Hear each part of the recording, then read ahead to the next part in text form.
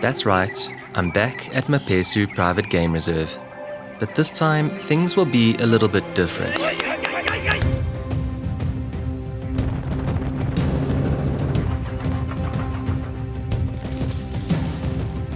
"14 months ago, I had the privilege of experiencing their unique lodges and camps, exploring fascinating windows into the past, tracking endangered wildlife, and dining with endless views. It was incredible. Now I'm looking deeper into what truly makes Mapesu so special. A glimpse into its history. Yes, that was in 1989. Indeed, it's a long journey. The story of rewilding this land. We were being watched by 2 lions the whole time. And what it takes to protect the precious biodiversity that now thrives here once again.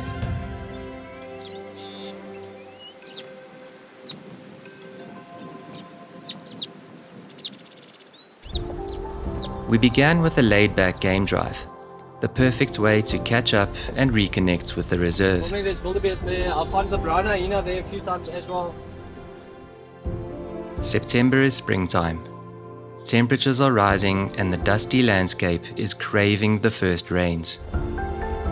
But of course, it also makes for fantastic game viewing.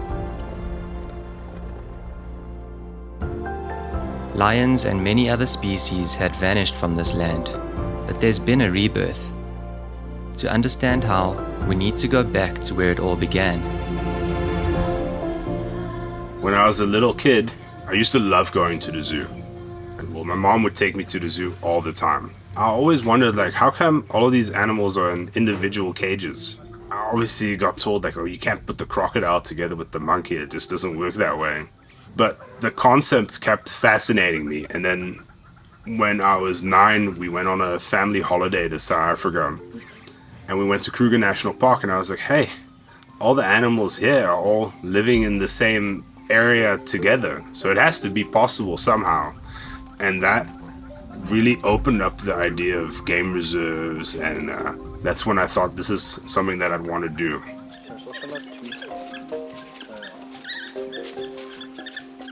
Mapesu Private Game Reserve lies directly south of Mapungubwe National Park and east of Venetia Limpopo Nature Reserve, in the heart of the Limpopo Valley Conservancy. It forms part of the Greater Mapungubwe Transfrontier Conservation Area, which stretches across borders into Mashatu in Botswana and private reserves in Zimbabwe.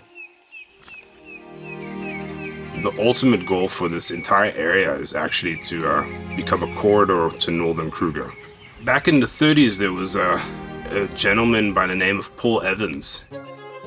He started the Dongola Botanical Reserve, which the epicenter of it was about 30 kilometers directly east of us. And he said that this area in particular had the best representation of Mopani felt in all of sub-Saharan Africa, and that it was imperative to protect it.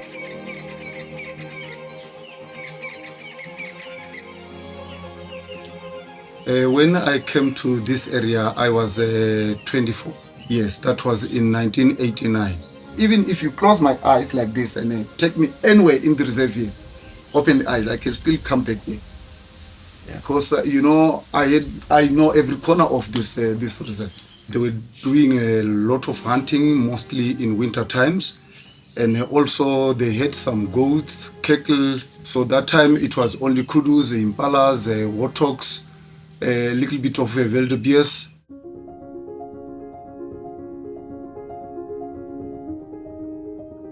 In 2014, it's the height of the rhino poaching epidemic in South Africa. We need to do something. We can't just sit and let this go by. So we started a fund for investors to get involved. If this person brings one person and that person brings one person, many hands make light work. And so in 2014, we bought the property Horizon, which is 5,851 hectares, and started Mapesu Private Game Reserve. Now, fast forward 11 years later, we are over 12,500 hectares. We've reintroduced all of the Big Five, as well as many of the Plains game as well.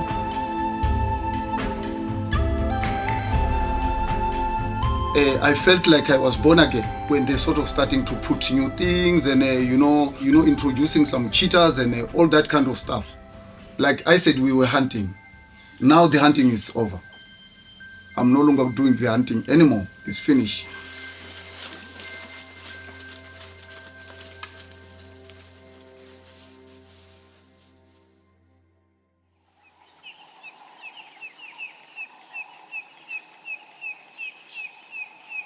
At Wilderness Camp, we woke to the Limpopo Valley taking its first breath of the day. And somehow, it feels like the land itself is breathing easier. Today is a big day. There's a lot of work to do. What we try to do on Mapesu is we try to have a balance between the amount of vegetation that's available for animals to consume and the amount of animals on the property. So the only way for us to really keep an eye on the amount of animals on the property is to do a game count. The way in which we do that is every 2 years we get a helicopter in. This year we had 2 because the reserve is now much bigger, and we physically go and fly grids over the entire property and we count each individual animal. So if we see 3 oryx, we count 3 oryx. We see 5 elephants, we count 5 elephants, and at the end of the day we count everything up, and that's our game count. If one of you is out by 1 or 2, count all again until you get to a number that you all agree on.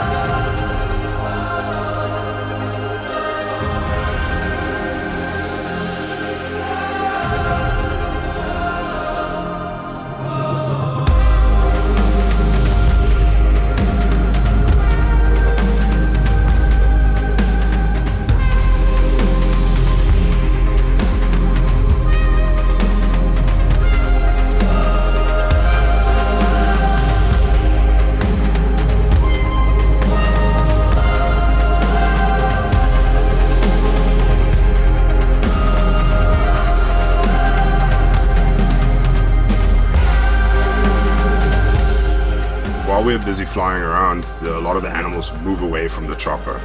So you do see them running. It's actually one of the things we need for them to do, otherwise we don't actually see them from the helicopter. If they're not moving, they're incredibly hard to see, especially when you get to around lunchtime and it starts getting warm, they start looking for shade. Otherwise we don't get an accurate count. Unfortunately, it does scare them for that few moments in their day, but then they don't have to worry about us for 2 years.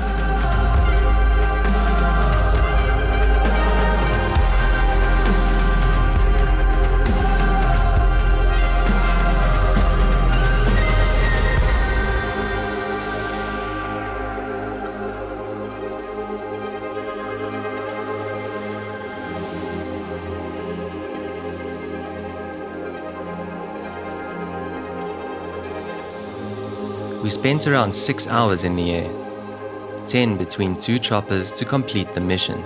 It's awesome, it's fun, it's quite an experience being up there, but we were flying directly into the sun, and you noticed it, like at the end of the day it was 36, 37 degrees. It's work. We still had an action-packed afternoon ahead of us after a delicious lunch at Wilderness Camp and a first look at some of the numbers. 2 bush pig, 16 duikers, 67 eland, 15 elephants. But there was no time to rest. We heard of wildebeest in distress nearby, and upon investigating, it was not what we were expecting to find. I had a mentor who was in game breeding, and he told me, if you can find me a farm in Africa that doesn't have a piece of wire lying on it, I'll give you R1 million.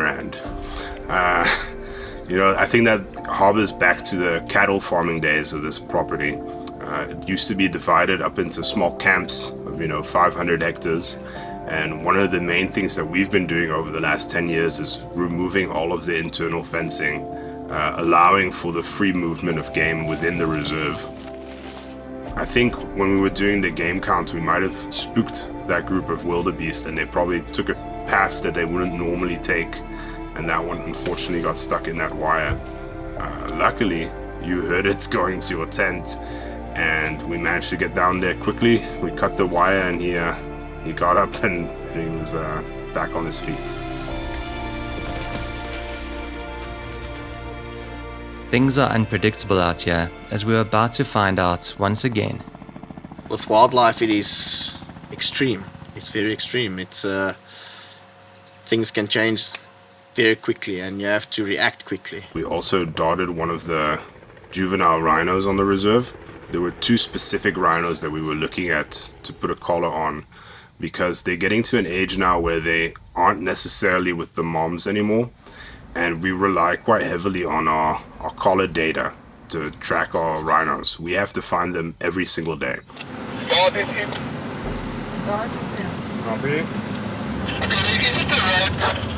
Close by. I'm going to try and push him a bit, but he doesn't want to go. The veterinarian wasn't very happy with the way the rhino went down. We were in an area with a lot of flythorn, and the rhino went directly into one of the flythorns and ended up lying on top of a branch with its neck. Got to the animal, and I saw the respiration was bad. Immediately started with partial reversal and tried moving the animal away, but we could see that his respiration is just not that great. Gave him a bit of reversal just to get his head up. Yeah. He was pushing his throat. Yeah, I couldn't pull him backwards. We decided to immediately give full reversal, and luckily we did that. Up. Go.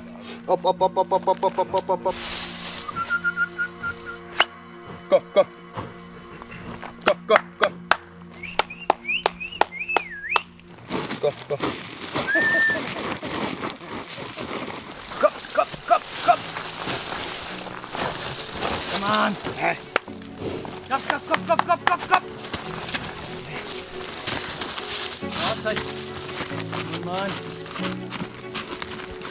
It took him a few minutes to stand up, to regain consciousness, and off he went. And then, of course, we went on to the second one. Before we got everyone back in the game viewer, they'd already darted the second one, and we were chasing over there. She sits like this. Yeah, solar powered with AI technology. Should last at least 2 years. It's here, it even says Roussel Rhino Watch. We'll talk more about this brilliant piece of technology in a moment.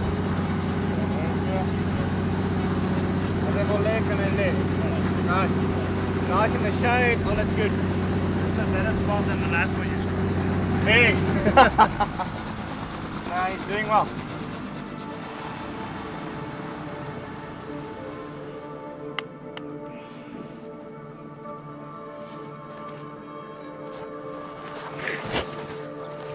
Reversal to help with respiration. Okay. Yeah, so this is one of our LoRa towers. The LoRa stands for long range. It almost works like a Wi-Fi router.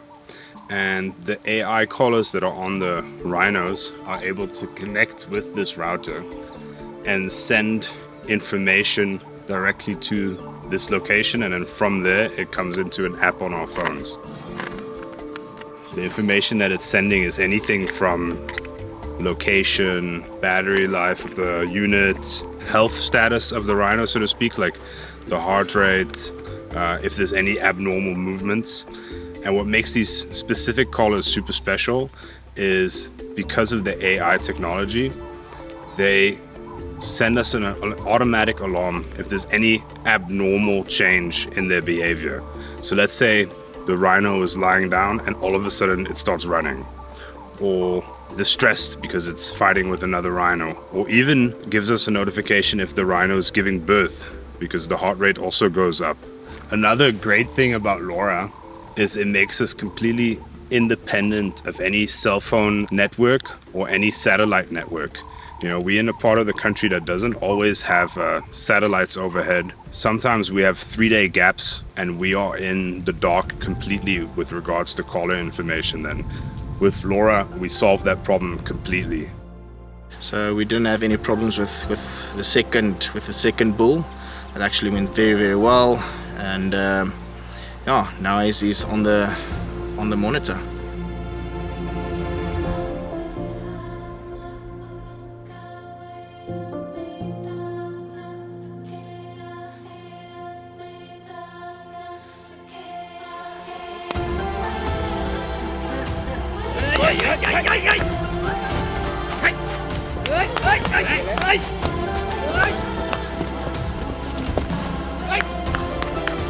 I've been the main vet at Mapesu for the last 10 years.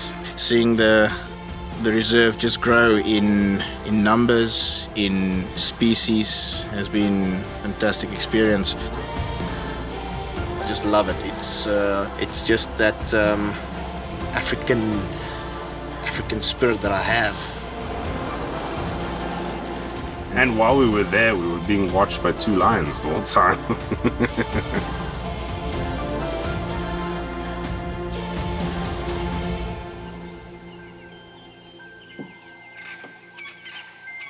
I think it was a successful day to end World Rhino Day. Oh yeah, it was, yeah.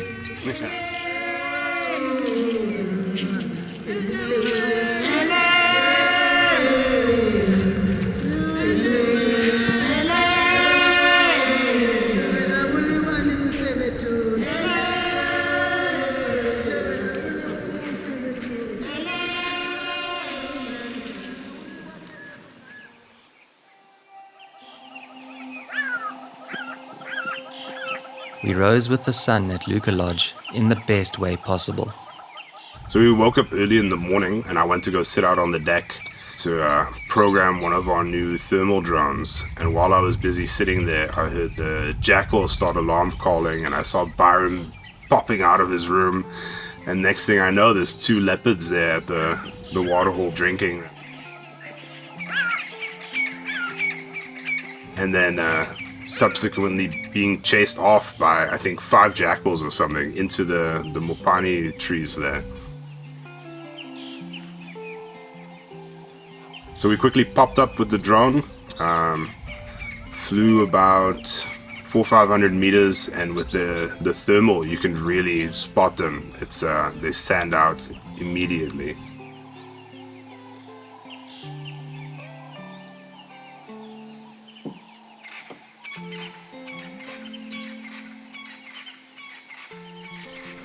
And look at the difference between that and normal.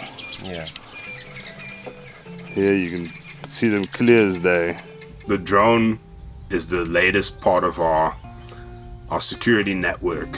If we do get a break on the fence, or we do get a warning from the AI callers, we can immediately respond with the drone, and we can allow the drone's thermal capabilities to show us where potential poachers are. I think they were upset with those jackals that came. Yeah, is that why they ran? Yeah. So first it was only that one jackal calling, and then like 3 of his buddies pitched up. Too much. Look at the little one there. That's insane.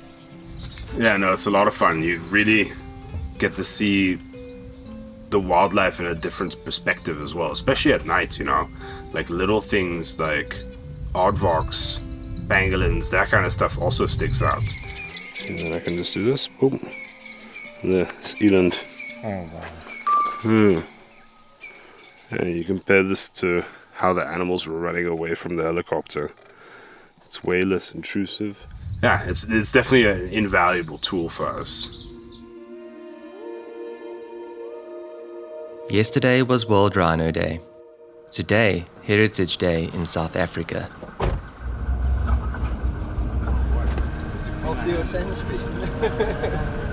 A day to celebrate the rich cultural diversity of a nation that belongs to its people. Here at Mapesu, we celebrated the heritage of the land itself and the life that's returning to it.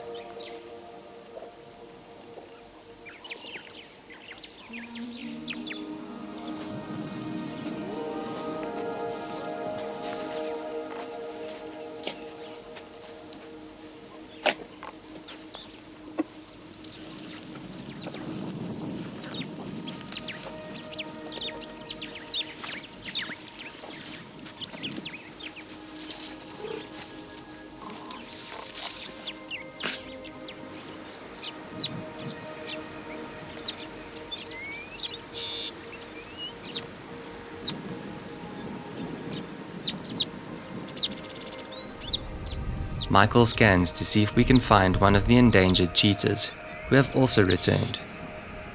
Nothing yet, no. So we'll try and continue to make our way into the far corner, and then let's see, maybe we get lucky.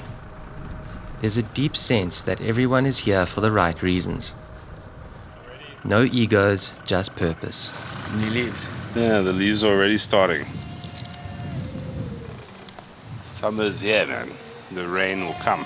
I believe it's one of the main reasons behind the success of Rewilding Mapesu. Around 70 people, mostly local, are employed here yearly. As the land comes back to life, it breathes purpose into the community too.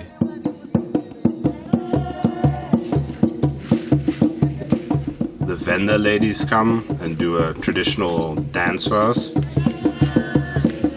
These ladies are actually coming all the way from Venda. A lot of traditional dances that have deep-rooted meaning in this part of the country.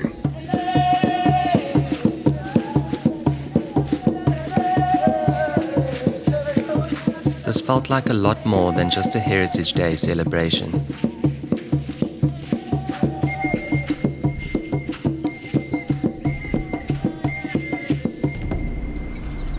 Positive stories will proudly be shared for years.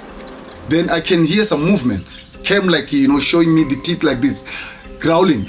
And then he had to switch off the car. Then I said, and the lion is here. So many stories in this place. I want to write a book. The name of the book will be Long Journey. Long Journey. So, indeed, it's a long journey. We checked into Mapesu's campsite for my final night, nestled in the Mopani veld that Dr. Evans spoke so fondly of all those years ago. We'll be sleeping in comfortable dome tents, which can also be rented here, a fantastic option for those who want to be closer to the wilderness.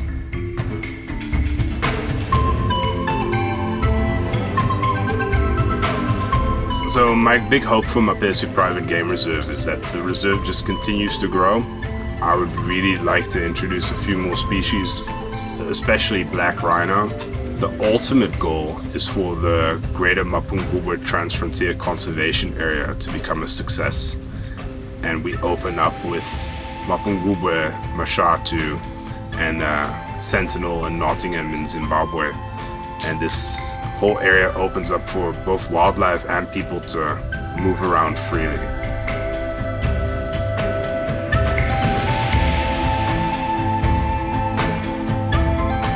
The butterfly effect of a mother taking her child to the zoo has led to all of this. A legacy which will continue to be shared for generations to come. In the mud.